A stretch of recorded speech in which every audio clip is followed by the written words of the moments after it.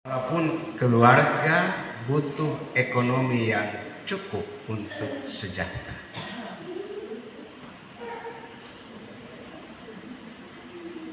Harta yang paling berharga di dalam keluarga, yang berharga itu adalah pribadi. Ayah, ibu, anak-anak, bapak, mama, dan anak-anak sebagai pribadi yang berharga di mata Tuhan. Kalau setiap keluarga menempatkan pribadi-pribadi sebagai yang bermartabat, yang berharga di mata Tuhan, maka keluarga itu menjadi keluarga yang berharga dan menjadi harta yang berharga.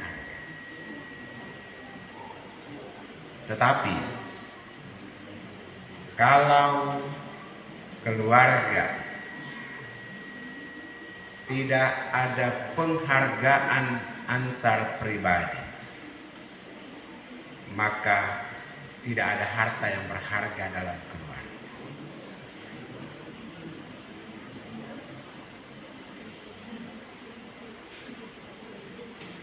Anak-anak, jawab pertanyaan. Tuhan menciptakan manusia pertama itu siapa mereka? Anak-anak. Angkat tangan dan jawab. Angkat tangan dan jawab. Siapa? Siapa? Angkat tangan jawab. Ya, Adam dan Hawa. Terima kasih ya. Adam dan Hawa. Orang muda. Hawa diciptakan itu dari tulang rusuk. Lalu dia disebut sebagai apa bagi Adam? Ya, disebut sebagai apanya Adam? Diciptakan dari tulang rusuk. Lalu dia sebagai apanya Adam? Apa? Sebagai? Ya, dari tulang rusuk. Jadi dia sebagai apanya Adam? Sebagai istrinya. Dalam bacaan pertama tadi tidak ada kata istrinya. Sebagai perempuan. Salah. Bukan pelengkap, tetapi penolong. Aku akan menciptakan seorang penolong yang lain. Resapi kata ini baik-baik. Aku akan menciptakan seorang penolong yang lain. Penolong itu kata dasarnya apa? Bapak-bapak, penolong itu kata dasarnya apa? Tolong, ya. Ingat, tolong. Maka kalau di dalam rumah itu tidak ada kosakata tolong, maka kembalilah kepada kosakata ini.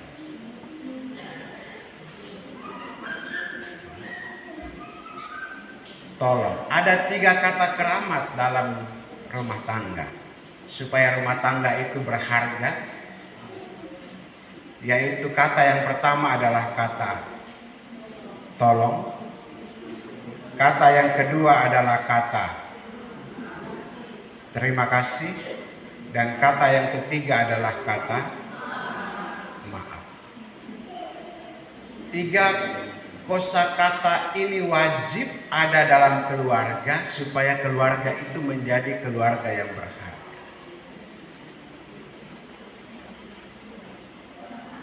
Beberapa waktu lalu ada seorang bapak muda. Dia bonceng saya dengan motor dari satu desa datang ke panti asuhan. Kami bercerita banyak hal di motor, tapi ketika sampai di panti juga, di teras panti kami masih bercerita lagi. Dan bapak muda ini dia tanya kepada saya begini, "Pastor,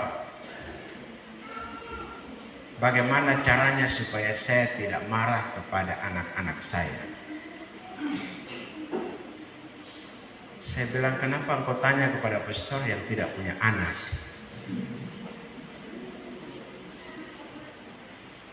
Tapi tidak apa-apa. Karena engkau bertanya maka saya menjawab. Engkau marah kepada anak-anak karena engkau tidak tahu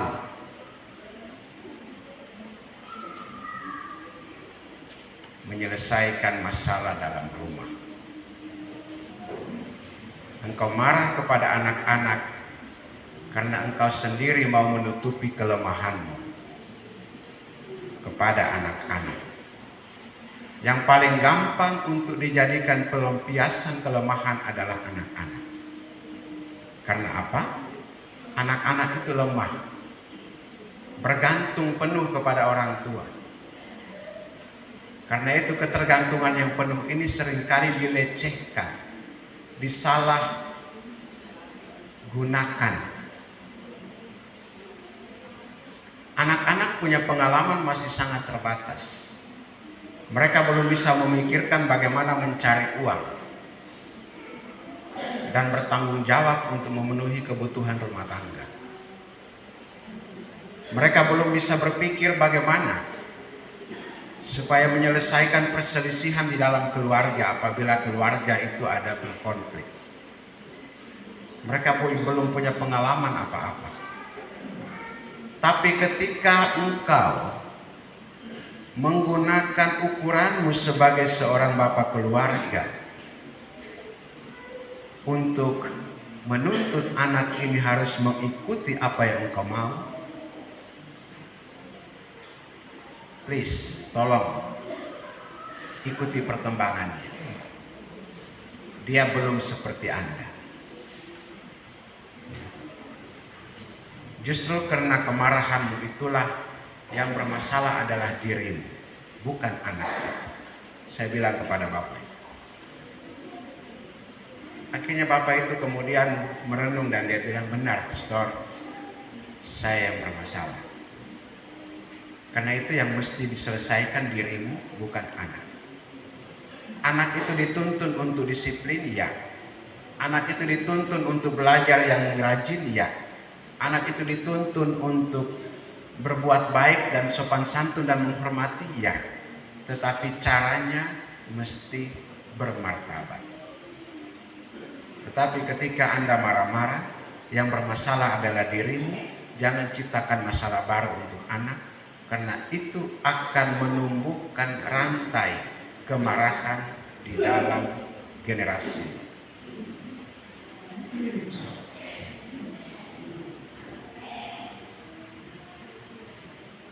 Ketika 3 kata, Bapak Ibu Saudara-saudara, tolong, terima kasih dan maaf, hilang di dalam keluarga, diganti dengan kata-kata kandang binatang dan lain sebagainya, cacian makian dan lain sebagainya, maka warisan itu akan terus-menerus terjadi. Saya tidak heran ketika anak-anak kemudian bisa maki orang tua. Saya pernah dengar ada anak yang maki orang tuanya, dan saya heran sekali dan saya tanya, "Kenapa kau maki kau punya orang tua?"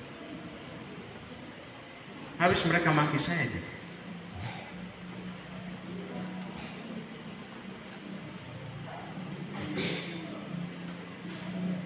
Apapun bisa kita lakukan. Tetapi kalau kita lakukan dasarnya 3 kata tadi, kita budayakan itu sebagai satu kebiasaan dalam membangun rumah tangga yang baik, maka ketegaran hati itu tidak ada. Orang Farisi yang datang bertanya kepada Yesus, dapatkah seorang laki-laki menceraikan istrinya? Mereka mau menjebak Yesus karena memang Musa menuliskan perintah boleh bercerai kalau bersinah. Tetapi Yesus kembali kepada asal dari penciptaan. Keduanya diciptakan satu daging sebagai penolong bagi yang lain. Memang tidak sempurna. Kita tidak bisa mengharapkan satu keluarga itu sempurna, bisa memenuhi semua keinginan kita. Tetapi kesempurnaan terjadi ketika ada saling menerima dalam kekurangan. Ada penelitian yang mengatakan bahwa mama-mama, minta maaf ya, mama-mama itu dia punya, dalam satu hari itu dia harus menghabiskan 10.000 kata. Jadi kalau belum sampai 10.000, tunggu saja, bicara terus sampai 10.000 sudah diam. Bapak-bapak hanya 2.000 kata.